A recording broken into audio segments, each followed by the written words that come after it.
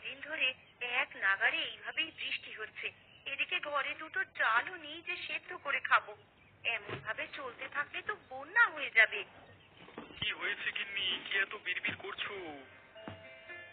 যেভাবে বৃষ্টি শুরু হয়েছে এমন হলে তুমি মাছ ধরতে বেরোবে কি করে গো?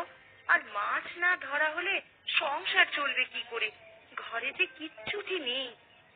আরে আমিও তো সেটাই ভাবছি গিন্নি, এভাবে বর্ষা বাদলা চলতে থাকলে তো না খেয়ে মরতে হবে আমাদের সবাইকে। কাল বিল থেকে দুটো কলমি লতা তুলে এনেছিলাম। কাল কিছুটা রান্না করেছি আর আজকের জন্য রেখেছি, কিন্তু ঘরে যে কোনো চাল নেই যে রান্না করব। আশেপাশে দুই এক বাড়িতে গিয়ে একটু খোঁজ নিয়ে দেখো। আজকে আকাশটা মেঘলা হয়ে আছে, কিন্তু বৃষ্টি শুরু হয়নি এখনো। এর মধ্যে নদীতে গিয়ে জাল ফেলে দেখি মাছ পাওয়া যায় কিনা। আশেপাশে আর কার বাড়িতে যাব? সবারই তো একই অবস্থা। বৃষ্টির চোটে কেউ তো এই কয়দিন ঘর থেকে বের হতে পারেনি। তাহলে তুমি দুটো গমের আটার রুটি বানাও গিন্নি। আজকে রাতটা না হয় আমরা আটার রুটি আর কলমি ডাঁটা সেদ্ধকেই থাকবো। সে না হয় করলাম, কিন্তু যেভাবে বৃষ্টি শুরু হয়েছে বানের জল ভেসে আসা শুরু হলে তো বন্যা হয়ে যাবে গো। তখনকার জন্য ঘরে তো কিছু শুকনো খাবার মজুত রাখতে হবে। সেটাও তো আমিও বুঝতে পারছি। এভাবে চলতে থাকলে তো বন্যা হয়ে গেলে না খেয়ে মরবে। আমাকে আমার জালটা এনে দাও তো দেখি। আকাশ ভালো থাকতে থাকতে মাছ ধরতে বেরিয়ে পড়ি।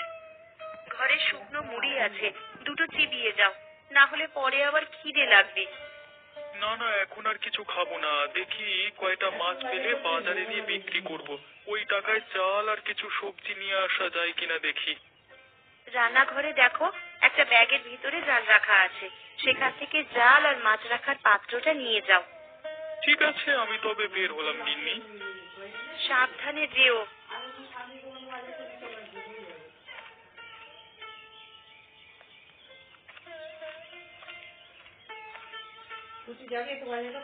না, হায় হায় হায় হায়, কি হলো আমার? জমিতে যে জল জমতে শুরু করেছে।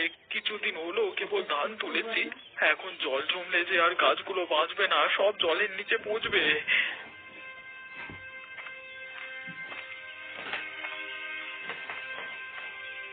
কিরে গোপাল, কি হয়েছে তোর? এভাবে আহাজারি করছিস কেন? দেখুন আরান দাদা, এই কদিনের বৃষ্টিতে আমার জমিতে জল জমেছে। আজকেও তো আকাশ মেঘলা হয়ে আছে, যে কোনো সময় বৃষ্টি নামতে পারে। এভাবে চলতে থাকলে তো জমি জলের নিচে তলিয়ে যাবে। আমিও তো আমার জমি দেখে এলাম, আমার জমিতেও তো জল জমছে রে গোপাল। বুঝতে পারছি না কি করব। এমনিতেই বৃষ্টির জন্য মানুষের আয় রোজগারের পথ বন্ধ হয়ে আছে কদিন ধরে। তার উপর আমাদের চাষিদের যদি এই অবস্থা হয়, তাহলে মানুষ খাবে কি আর বাঁচবে কি করে? এখন থেকে আমাদের আগাম প্রস্তুতি নিয়ে রাখতে হবে, নাহলে পরে আমাদের বিপদে পড়তে হবে। আমরা গরিব চাষাভুষো মানুষ, আমাদের নিজেদের জমানো তো তেমন টাকা পয়সা থাকে না। যা থাকে জমির কাজে লাগিয়ে দিই ফসলের আশায়। তা তুই ঠিকই বলেছিস গোপাল, আমরা তো ফসলের আশায় কত কি বিসর্জন দিই। আর শেষকালে যদি ফসলের এমন হাল দেখি, তাহলে তো আমাদের আর চাষবাস করবার ইচ্ছেটাই মরে যাবে। এক কাজ করলে কেমন হয় দাদা? কি কাজ? আমরা যদি সেচে জমির জল সব বাইরে ফেলে দিই, তাহলে কেমন হয় বলতো? তুই খেপেছিস নাকি রে গোপাল? এই এত জল কি সেচে শেষ করা সম্ভব? কি করব বলো, জমির এমন হাল দেখে মাথায় যা আসছে তাই বলে ফেলেছি। বিপদের সময় এমন অস্বাভাবিক চিন্তা মাথায় আসে, কিন্তু তাই বলে তো আর বোকার মতো সেটা করতে গেলে হবে না। তাহলে এখন আমরা কি করব দাদা? কি আর করবো, আকাশ পানে চেয়ে থাকা ছাড়া কোনো উপায় নেই। আকাশে রোদ উঠলে এই জল শুকিয়ে যাবে, তখন আবার ফসল বোনা যাবে যদি এগুলো নষ্ট হয় তো। আবার ফসল বুনবার মতো সামর্থ্য এখন আমার নেই দাদা। আর তাছাড়া আকাশের যা হাবভাব দেখছি, তাতে করে মনে হয় না এই বৃষ্টি এত সহজে যাবে। সে পরে দেখা যাবে, এখন এখানে বিলাপ করে লাভ নেই, চল বাড়ির দিকে যাই আমরা।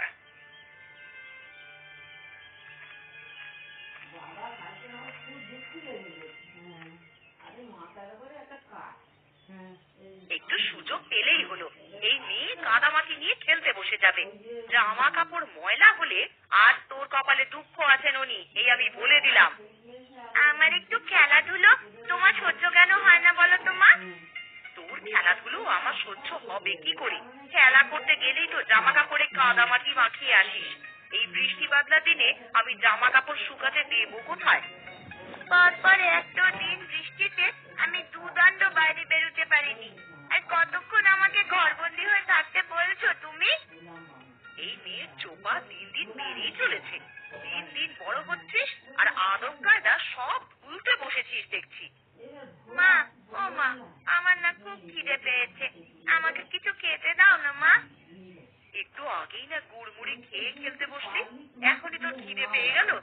অভাবের স্বভাব নষ্ট, কথাটা তো সত্যিই দেখছি। পেটের খিদে কি আর অভাব মানে বলো?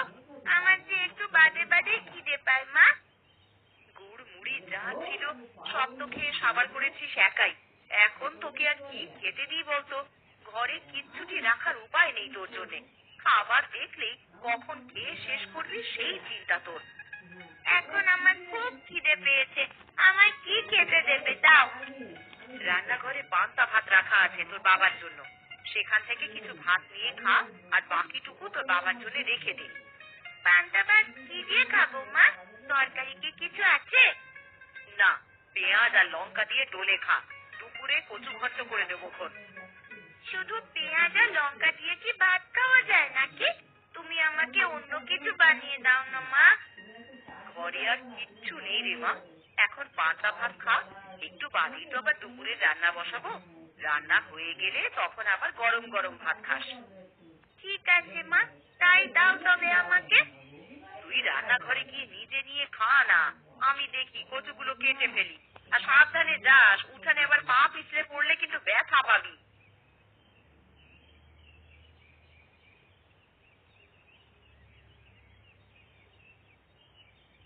লোকটাকে সেই কখন থেকে খেতে ডেকে এসেছি, এখনো আসার নাম নেই।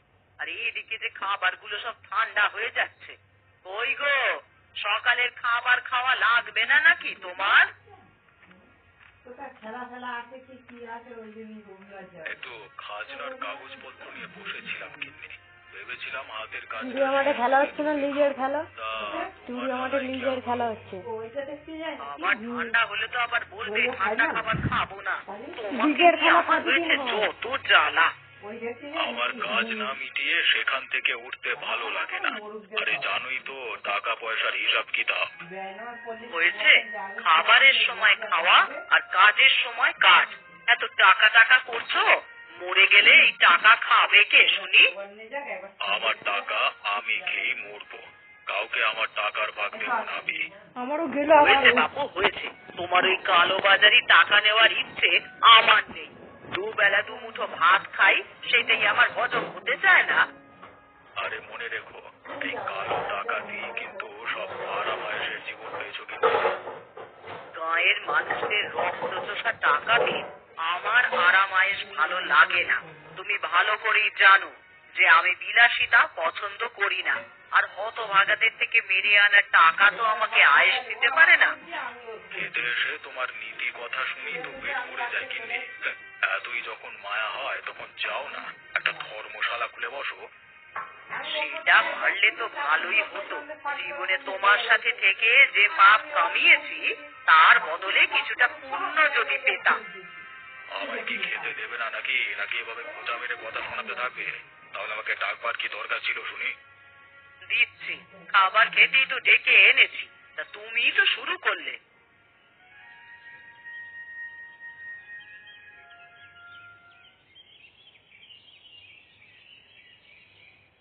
ননি, ও ননি, একবার এদিকে আয় তো মা।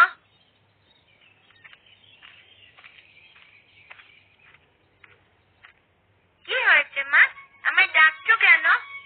কচুর ডাঁটার ঘন্ট করবো, কিন্তু এখন লবণ জলে ভিজিয়ে দেখি কচুগুলো কমে গেছে অনেকটাই। এইটুকুতে সবার তো খাওয়া হবে না রে। এখন আমায় কি করতে হবে সেটা বলো। তুই ঘরের পেছনে গিয়ে কটা কচুর ডাঁটা তুলে আন দেখি মা। ওরে বাবা, আমি পারবো না ঘরের পেছন থেকে কচু আনতে যেতে। ওইগুলো ধরলে আমার হাত চুলকাবে। হাতে প্লাস্টিক বেঁধে তুলে নিয়ে আয় মা, না হলে দুপুরের তরকারি যে কম পড়ে যাবে। বিকেলে আবার গয়া পিসির বাড়িতে যাব, তখন পিসির জন্য তো একটু কচু ঘন্টের তরকারি নিয়ে যাব ভেবেছি। গয়া দিদার বাড়িতে যাবে মা? হ্যাঁ রে মা, অনেকদিন হলো পিসির দেখা নেই, তাই ভাবছি একবার গিয়ে দেখা করে আসি। বেশ, তাহলে আমিও যাব। আমি এক্ষুনি কচু ডাঁটা তুলে আনছি মা।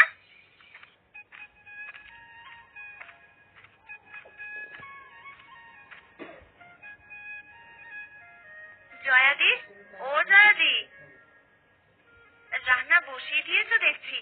আমার তো এখনো কিচ্ছু করা হলো নে গো।